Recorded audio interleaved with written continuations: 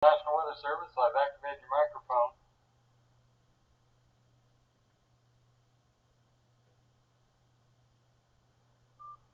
I had you on the phone, but not on the computer. Okay, let's try that again. How does that sound? Now I have you both loud and clear. Thank you, sir. And with that, we'll go ahead and begin today's Friday edition of the Daily Situation Brief for June the 5th. Those of you who haven't noticed, we're having serious email issues.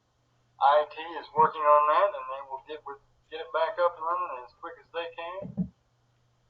No new or expired alerts from the National Terrorism Advisory System. There's the regional support plan. A second to look over that. No changes over the last few days. Snapshot of the region. Number of detainees. The Rio Grande Valley sector will be updated on Monday. The Oklahoma disaster has been receiving a couple of amendments, but unfortunately I cannot provide you with details as the email system is quirky. And PDAs are ongoing. Those numbers have not been updated, again due to the email service, and no current or expired recent FMAG. Taking a look around the region, New Mexico remains a level 4 steady state. Texas has reduced their activation level to level 2, and they're exploring further reductions in that right now. They're still concerned with the Red, Trinity, and Nueces River flooding, and as of yesterday evening, they had 8 shelters with 33 occupants. In Oklahoma, the SEOC remains at level 3. Their concerns are primarily with the Red River along the southeastern border of Oklahoma. Again, yesterday they had 1 shelter with 7 occupants. In Arkansas, we're looking into an issue with the levee system in the Garland, Arkansas area. One moment here, there's Garland City in the center bottom of the screen. Concerned about that levee there. There's been about 250 evacuations of that town. The Corps of Engineers is currently working on that, and we will keep you posted. Back to the big map. Also in Arkansas, the SEOC remains at a level 2 during the daytime hours and a level 3 in the evening hours.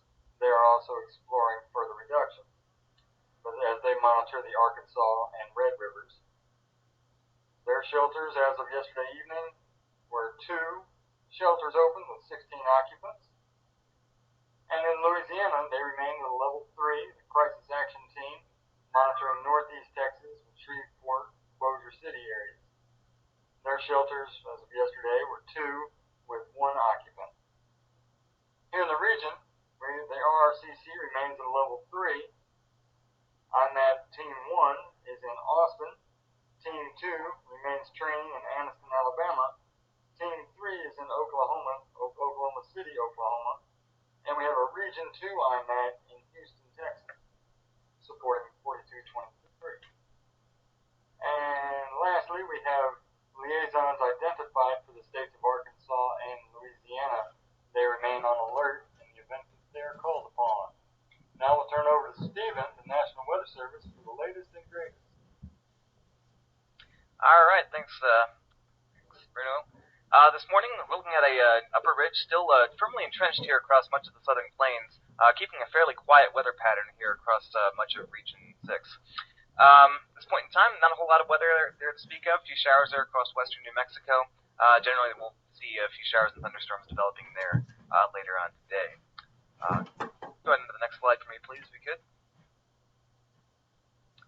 Alright, so basically we're going to see this pattern slowly start to break down, very slowly though, as the trough makes its way in from the west. See a few chances for severe storms across New Mexico today, and we'll see that pattern gradually shift into West Texas and western Oklahoma here through the weekend and the beginning of next week. Not expecting any major issues with this though. Everything looks to be within seasonal norms. Of course, ongoing river flooding though, issues expected for much of East Texas, Arkansas, and now northwest Louisiana. Next slide, please. Pretty quiet across the tropics. Not expecting anything across the Atlantic basin or in the Gulf of Mexico. Next slide, please.